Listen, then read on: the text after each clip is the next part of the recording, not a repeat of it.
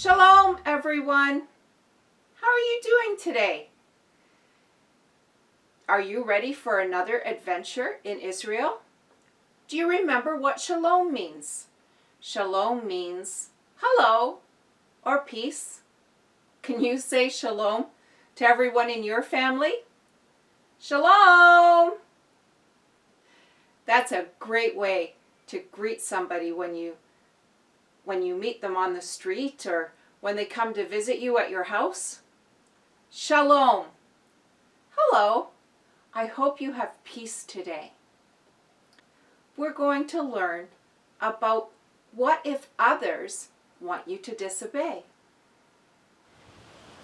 We've been talking about obedience while we've been traveling through Israel. Yeah, it's been pretty exciting. It's been pretty good. And seeing some of those photos of you when you were much younger and your hair wasn't gray. Yeah. And Yeah, I got to spend like 6 weeks in Israel when I was in grade 12. And so some of those pictures of that strapping, of that young guy. that good-looking young man. It was me. But the whole theme that we've been talking about is obedience. Our point, what's the point that we've been trying to teach? I will obey because I love God. You know, we were talking about Moses, and he chose to obey, and when he obeyed and lifted up his rod over the Red Sea, God parted the Red Sea, and the children of Israel crossed on dry ground. Yeah, and then when he obeyed by lifting his hands when they were fighting the Amalekites, whenever his hands were lifted, they were winning, but as soon as his hands went down. Now that's quite a way to fight a battle. God says, lift your hands. Yeah, and so then Aaron and Hur came along and they helped him because what God said is lift your hands. And so in obedience, Moses needed to have his hands raised. And then we were talking about how that while you were traveling, sometimes you get really, really bored or cranky. So God gave us the 10 Commandments that we could follow and do. It wasn't just for the people back in Israel. No, because our point is, I will obey because I love God. And so we do that today.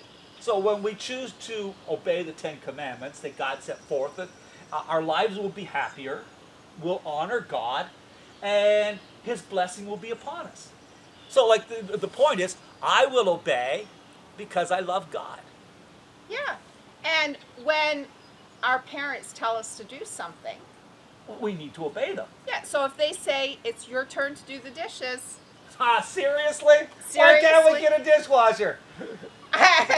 When I was growing up, I was the dishwasher in my family. I'm the dishwasher. My brother was as well. No, I'm the dishwasher with you and I, Mary. Sometimes I'm the dishwasher.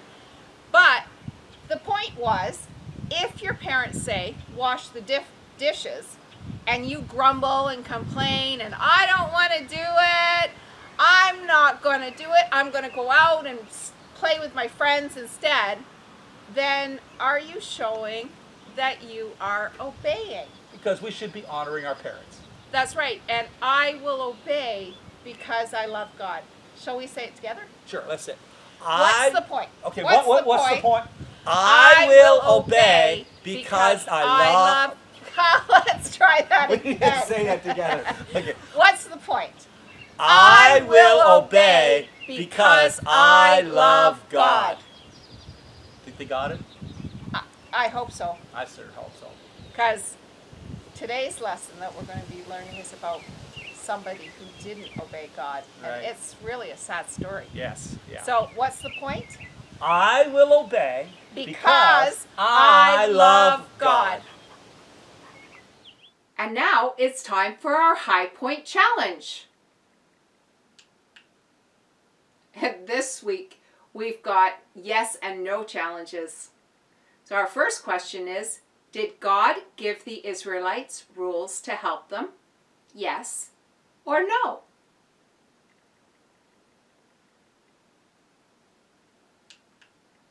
Yes. God gave the Israelites a list of 10 rules to live by. These rules were designed to help them get along. We call these rules the 10 Commandments. Are God's rules for us today? Yes or no?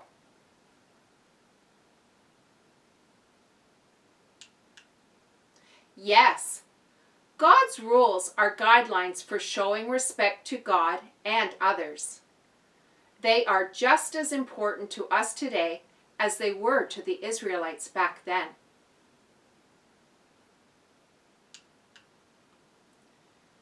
Did God give us rules so we couldn't have fun? Yes or no?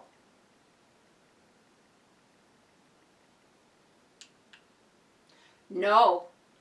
God gave us rules to help us live life to its fullest and to understand how to get along with one another.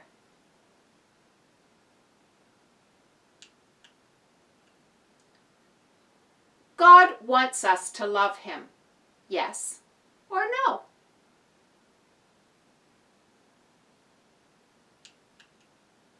Yes. When we obey the first 4 of the 10 Commandments, we are showing love to God. Jesus gave us a shortcut for those commands. Love the Lord your God.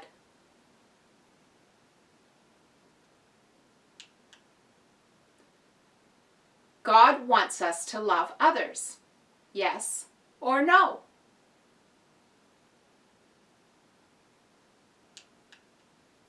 Yes. When we obey the last 6 of the 10 Commandments, we are showing love to others.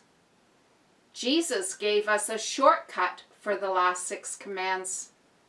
Love your neighbor as yourself. How did you do? I bet you did really well.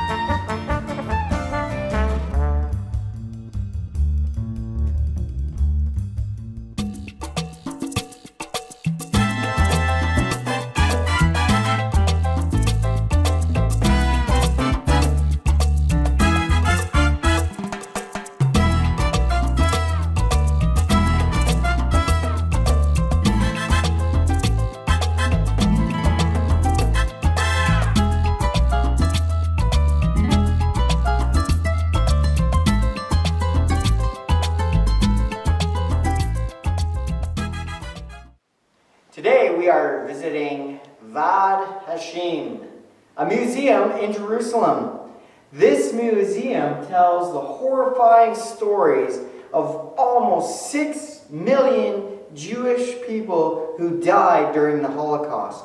In Germany and in other countries that the Nazis occupied during World War II, Jewish people were killed simply for being Jewish. Men, women, and children were forced out of their homes. Most of them were killed almost immediately. Others were forced into horrible, crowded prisons and forced to work as slaves.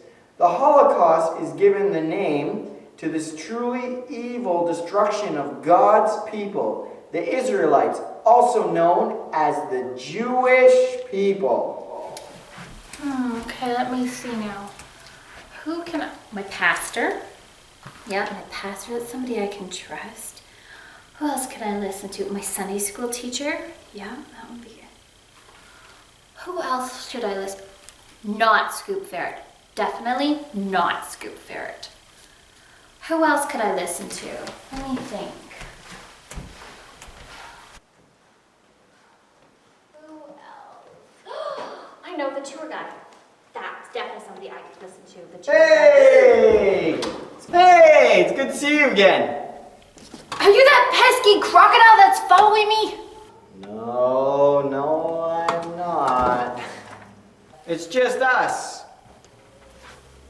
Oh, I recognize you. You're the tour guide. Yeah, the tour guide. Yeah, oh, you know what? I'm really glad I bumped into you. You are? Really? Yeah, I wanted to tell all of you thank you.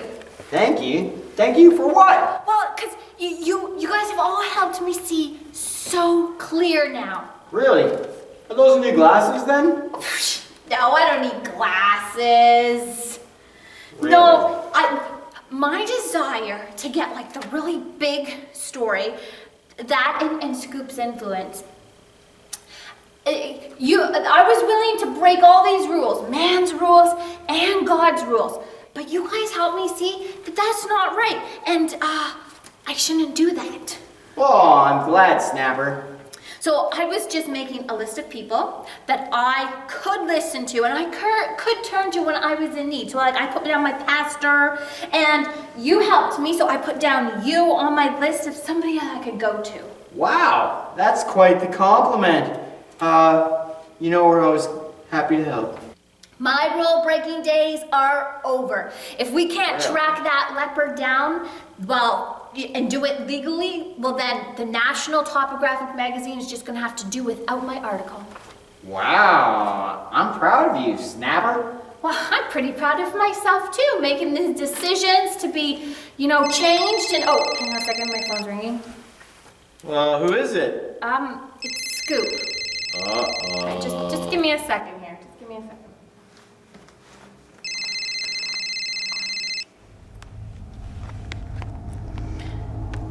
Hey, Scoop. Hi. Yeah? Really? Really? Okay, when? Okay. Yeah, sure, okay, I'll meet you soon. Yeah, okay, bye. Yeah, well, that was Scoop. He says that he found somebody that's gonna give us an opportunity to take a picture of one of those leopards. One more chance.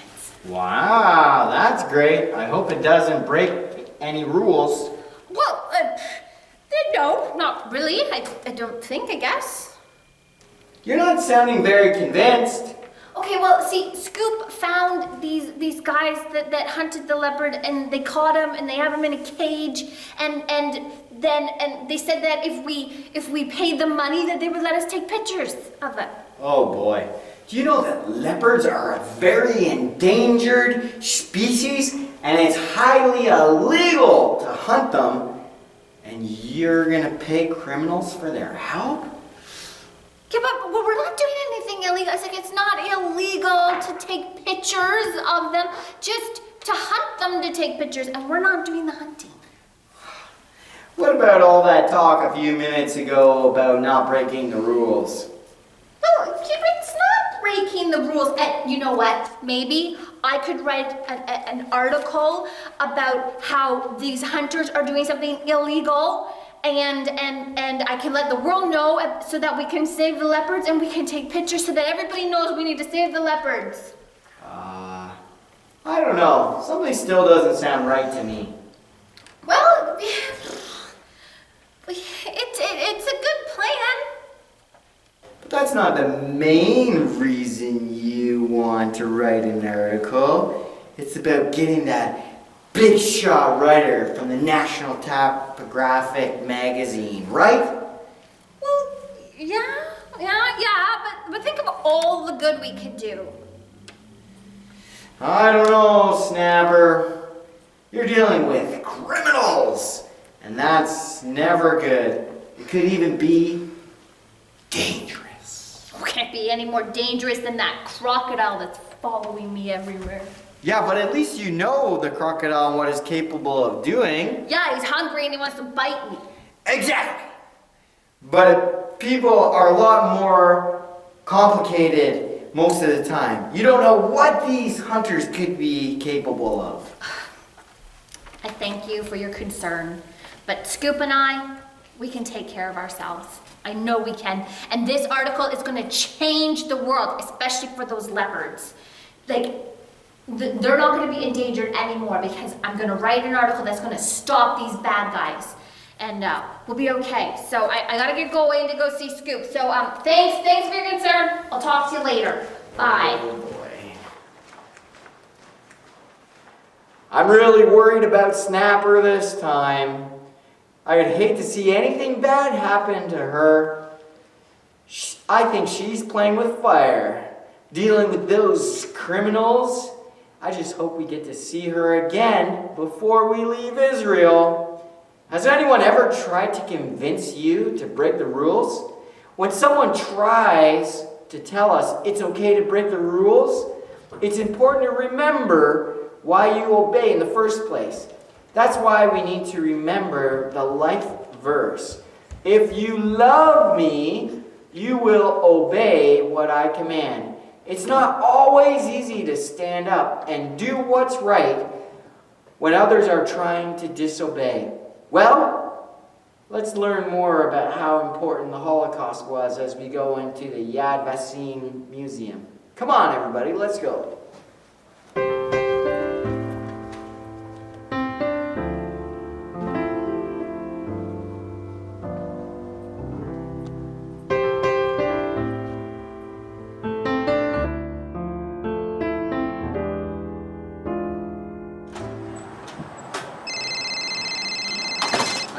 Hey, Scoop. Yeah, I'm on my way. Yeah. Oh, I think this is it. I think this is finally the plan that we've thought through, and it's going to be great. We'll finally get that leopard. And the story. Yeah, okay, we'll see you soon. Bye.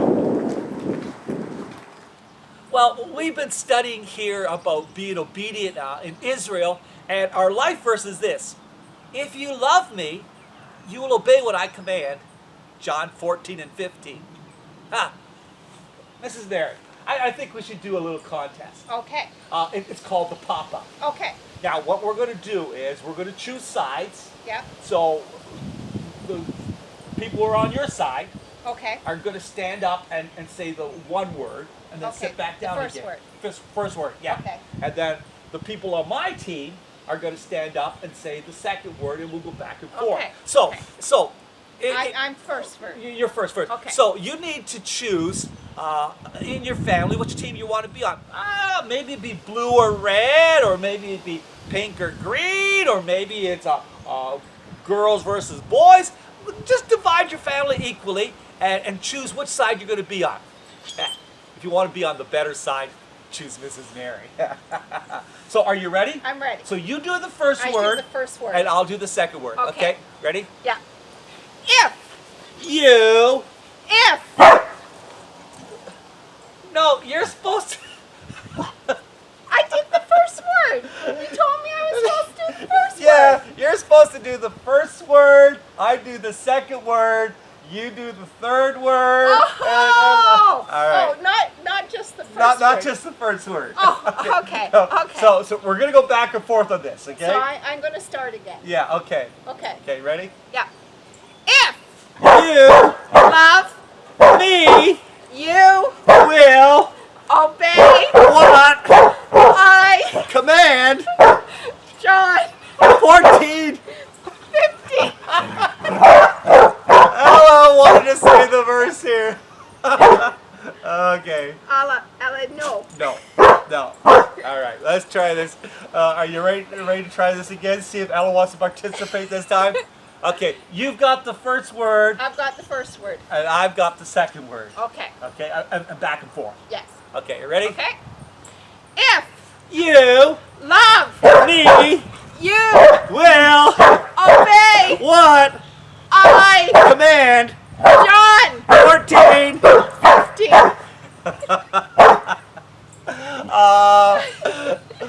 I think you're going to have some deep knee bends. Shall we try it one more time? Only you have the first word and I'll have the second word. Okay, I've got the first word. My team's got the first word, and you've got the second word. Yeah. Okay, you ready? Yeah.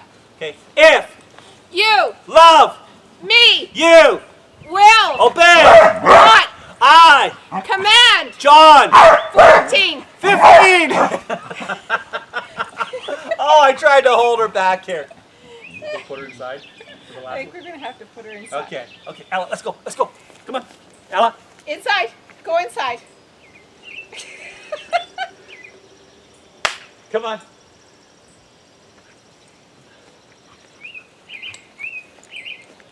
Okay, maybe. Maybe she thought she was going to be bad. Okay. Okay. Ella, sit. Sit. We can sit down for this one. Okay, we're going to sit down for this one, okay? We'll do it all together? Yes. Okay. If you love me, you will obey what I command. John 14:15. Ella wasn't enough. Think we should say it one more time? I think so. Okay. If you love me, you will obey what I command. John 14:15. Good. Have you ever tried to do something right and other people were trying to get you to do something wrong? Maybe they were saying to you, your friends were saying, you don't have to listen to your parents. You don't have to obey your teachers.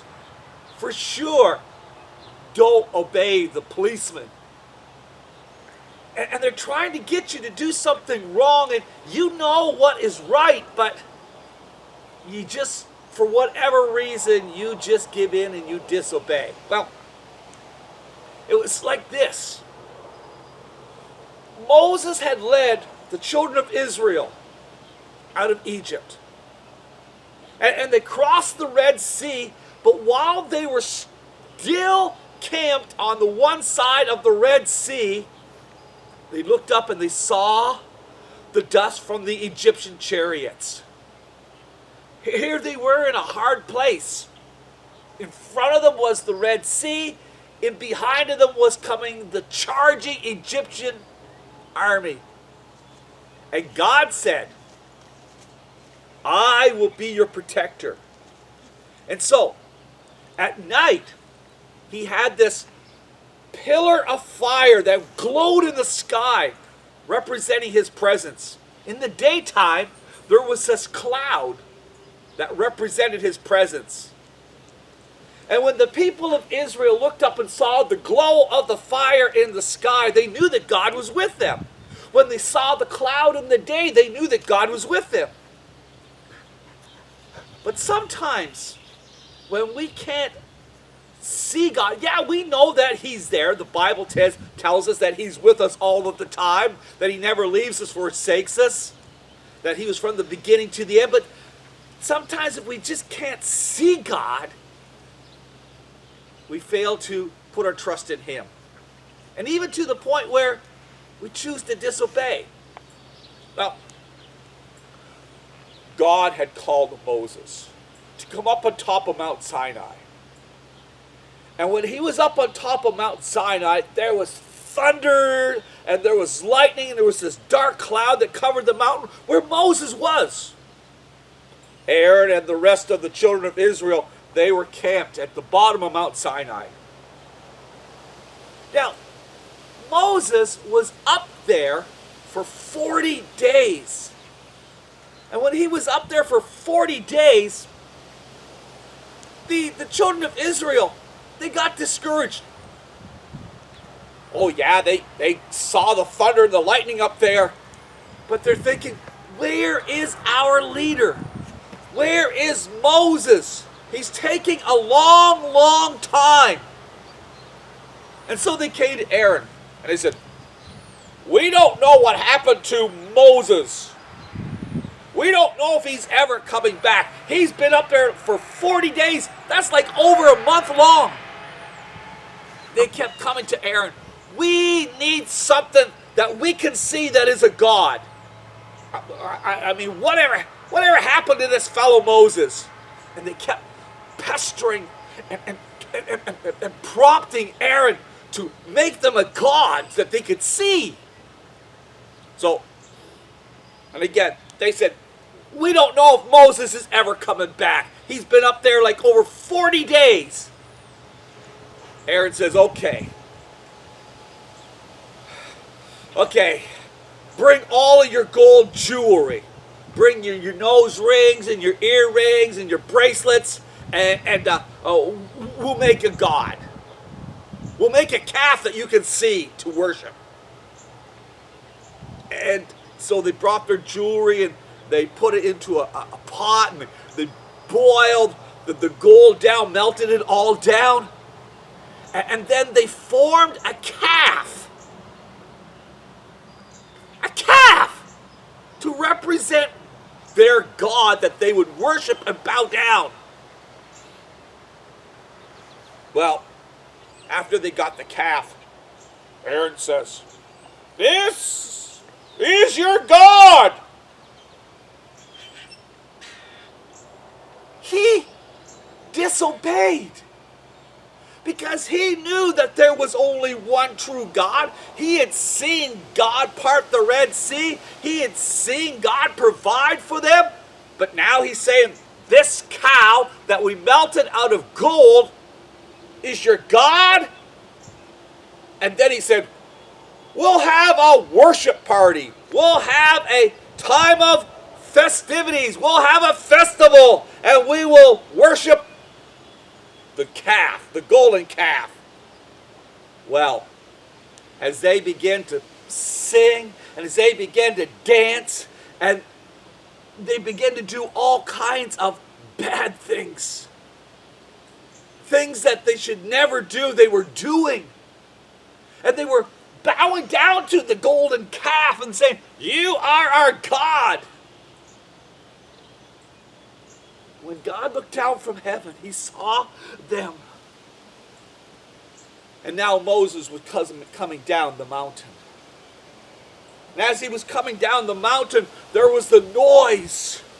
And Moses said to Joshua, as Joshua had been waiting for him, Moses said, "What's that sound? Is it sound of an army?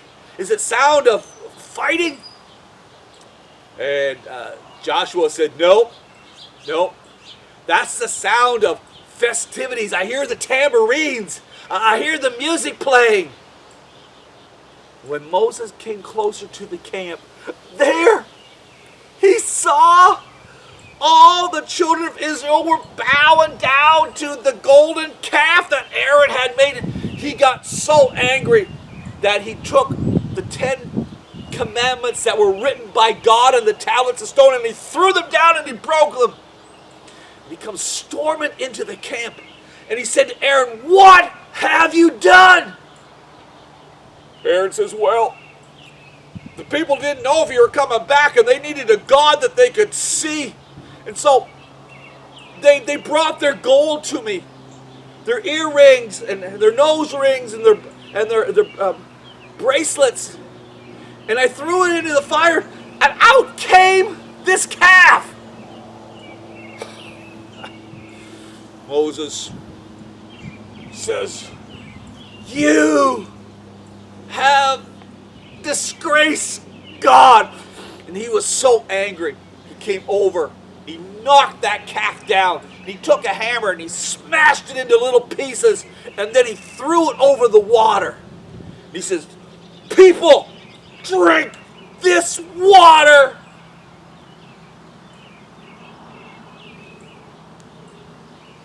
God's heart was broken. Moses was furious because in just a few days, just over 40 days, they have turned from worshiping the true God that they couldn't see to this idol that was made out of gold. Instead of staying true to God.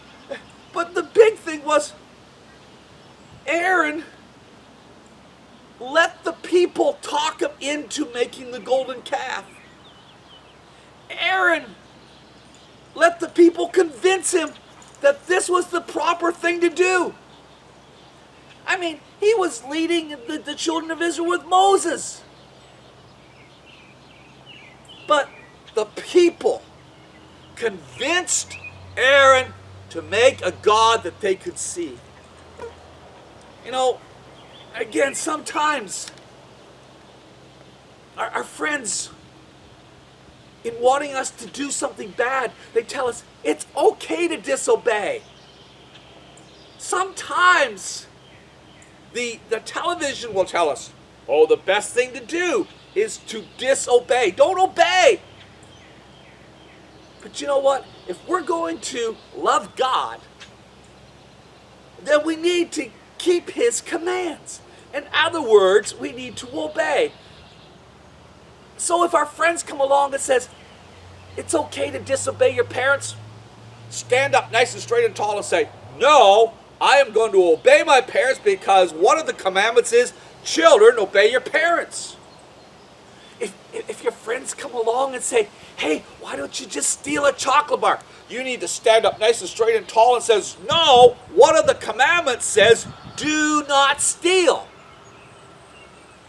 If your friends come along and say, hey, why don't you just worship this idol? Why don't you make something just more important than God? You need to stand up and say, no, the Bible says, and the 10 Commandments are this, you shall have no other gods before me. Even if we think that we have the right to disobey God's commands because it may be better for us, no, we need to obey. Don't let our friends, don't let our family, don't let the media change us from obeying God. Because when we obey, we show that we love God.